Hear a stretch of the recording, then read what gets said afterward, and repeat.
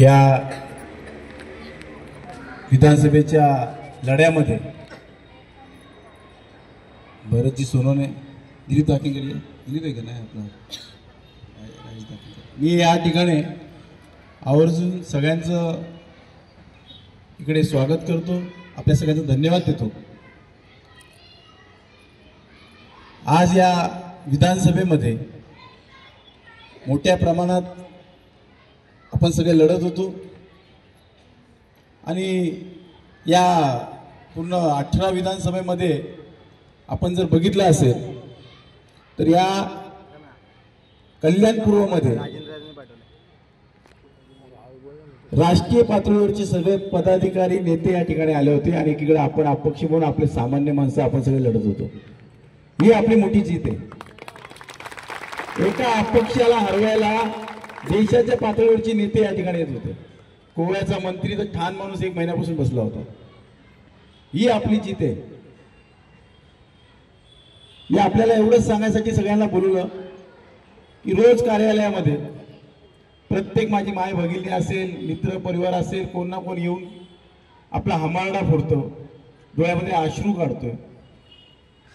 मला एवढंच बोलायचं तुम्हाला की जेव्हा मला 6 गोळ्या लागल्या होत्या ना, तुम्ही माझे व्हिडिओ बघा, माझ्या डोळ्यात अश्रू नव्हतं, पण तुमचे अश्रू बघून मी खचून जातोय आणि माझ्या डोळ्यात अश्रू येत आहेत।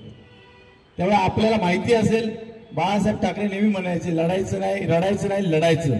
आपण सगळे लढाऊ प्रवृत्तीचे आहात, त्यामुळे आपल्याला आपला लढा हा लक्षात ठेवा। हारणं जिंकणं नसतं, लढणं महत्त्वाचं असतं। आपण लढणारे लोक आहोत। मी कालच सगळ्यांना पत्र लिहिलं की म्हणतात ना अपयशी यशाची पहिली पायरी आहे। मी अपयश मानत नाही, आपण लढलोय आणि लढणारा माणूस कधी हारत नाही।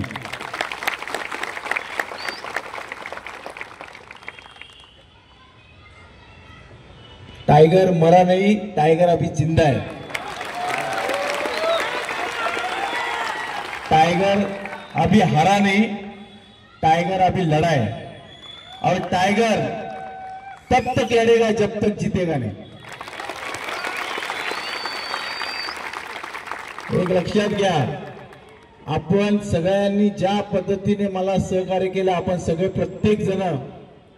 सगळेजण वाघासारखे लढत होते आणि वाघासारखं आपण सगळेजण या मतदारसंघामध्ये फिरत होते। अरे किती पोलिसांनी आपल्याला तडीपार केले, नोटिसा दिल्या, कोणाचं घर तोडतो बोलले, कोणाला घरामधून बाहेर निघलं तर त्याला तडीपार करू, किती दडपशाही, कोणाला मारायचे धमक्या, कोणाला कामावरून काढायच्या धमक्या, कोणालाच माझ्या कार्यकर्त्यांनी भीक घातली नाही। ही श्रीमंती मी कमवलेली आहे। म्हणजे एवढे पक्ष भाजपासोबत एवढे पक्ष लढत होते, पण त्यांना अपक्षाची भीती होती फक्त आणि फक्त आपली। ही दहशत आपल्या कल्याणपुराची पूर्ण महाराष्ट्रापर्यंत पोहोचलेली। आपल्याला सांगतो, ही मतं बघून 55,108 राष्ट्रीय पातळीचे पदाधिकारी मला फोन करतात कालपासून। हे काय कमी आहे का?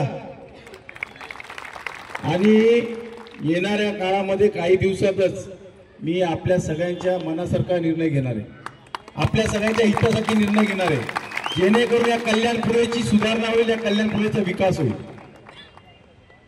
आपल्याला एवढंच सांगेल की ही जी आपली मेहनत, आपली तळमळमधून केलेली परिश्रम, आपण केलेले एवढं या कल्याणपुरेमध्ये रण फिरलात बिना पैशाचे, अनेक करोडो रुपये टाकले, मतदार लोकांना विकत घेण्याचा प्रयत्न केला, आपल्या कार्यकर्त्यांना विकत घेण्याचा प्रयत्न केला।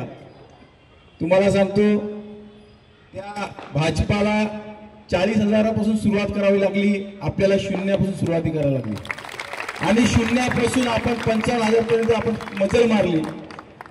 त्यामुळे प्रत्येकाने आपली दहशत घेतलेली राहिली। आपल्यासोबत जे काही नगरसेवक आले नाही, जे आपले मित्र परिवारासारखे होते, त्यांनी वेळेवरती दगा दिला, त्यांना एवढंच सांगेल की अच्छे ने अच्छा कहा, हमें बुरे ने बुरा कहा, अच्छे ने अच्छा कहा, हमें बुरे ने बुरा कहा, जिसको जितनी जरूरत थी मेरी उसने उतना पहचाना मुझे। आमची काहीच नाराजी नाही कोणावरतीच, कोणीच नाराज तुमच्यावरती नाही. एवढंच सांगेन की तुमच्या पळकुट्यांपेक्षा हे वाघ मला महत्वाचे राहतात. आजपासून मी तुमच्यासाठी शेवटपर्यंत, शेवटच्या श्वासापर्यंत प्रत्येकाला सांगतो, इथे जेवढे आहेत त्यांना, तुमच्या शेवटच्या, माझ्या शेवटच्या श्वासापर्यंत तुमची साथ सोडणार नाही. आणि अरे एवढी लाचारी माझ्या आयुष्यात बघितली नाही. जिंकल्यानंतर स्वतःच्याच कार्यकर्त्यांना 4-4 चौकामध्ये घेऊन जावं लागलं आणि फटाके फोडावे लागले. भाड्याने माणसं आणायला लागले प्रचारामध्ये. ही लाचारी त्यांची. लाडक्या बहिणींचा आपला फायदा घेतला. प्रत्येक पडद्याआड षडयंत्र, दडपशाही, हुकुमशाही, पैसा, सगळ्या गोष्टी वापरून त्यांनी हा विजय मिळवला. ह्याला विजय म्हणता येणार नाही. हा खरा विजय आपला आहे. मी तुम्हाला या ठिकाणी वचन देतो, जे तुमच्या सगळ्यांच्या मनामध्ये ते येणाऱ्या 5 वर्षामध्ये रान रान फिरेल आणि ते आणून दाखवेल, तुम्हाला खेचून दाखवेल. ते आपल्या सगळ्यांच्या या ताकदीला मी दाद देतो की आपण जी मला ताकद दिलात तिला कुठे सैल जाऊ देणार नाही. तिची मूठ अजून आवळत राहील. त्यामुळे आपण सगळ्यांनी निश्चिंत राहा. आपला विजय हा रोजचा विजय आहे. रोज आपण काही ना काही आपण लोकांची मदत करणार आहोत. आपल्या जेवढे पण कार्यकर्त्यांनी माझ्यावरती जो विश्वास टाकला त्या विश्वासाला तडा देणार नाही. मला अजून सुद्धा असं वाटतं की मी स्वप्नात आहे की एवढी माणसं बघतोय की एका फोनवरती एवढी लोक आले, एका मेसेजवर. पत्रकारांना विनंती, अरे तुम्हाला मैदान नाही, तुम्हाला हॉल लागतात. हॉल तुम्हाला हॉल आणि हॉटेल लागतात मिटिंगसाठी. असे मैदानात एवढे लोक जमवून दाखवा, मग तुमची खरी जीत मानू आम्ही. आणि जे पण आज माझ्या कार्यकर्त्याला डवचण्याचा प्रयत्न करत असतील, घाबरवण्याचा प्रयत्न करत असतील, त्यांना एवढंच सांगेल, करायला जवाब मिळेल. आणि इतका जवाब पत्कर न मिळेला. माझी पार्श्वभूमी पण तुम्ही दाखवली लोकांना, तीच पार्श्वभूमी माझी लक्षात ठेवा. हे गुंडेगिरी सुंडेगिरी ते आमच्या नादाला लागू नका. एकाला पण सोडणार नाही.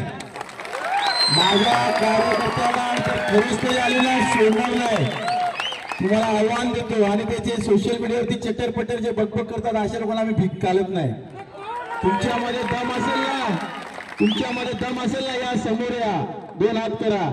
अरे तुम्ही बेसावध असताना हत्यार घेऊन तुम्ही माझ्यावरती हल्ला करता. अरे हत्यार तुझ्या हातात पण दे, माझ्या हातात पण दे, आणि मैदान तू ठरव.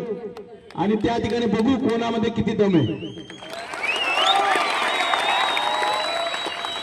चॅलेंज देतो, चॅलेंज. एका फायटीत जर तुला खालती नाही जमिनीत वाढला ना, महेश गायकवाड नाही.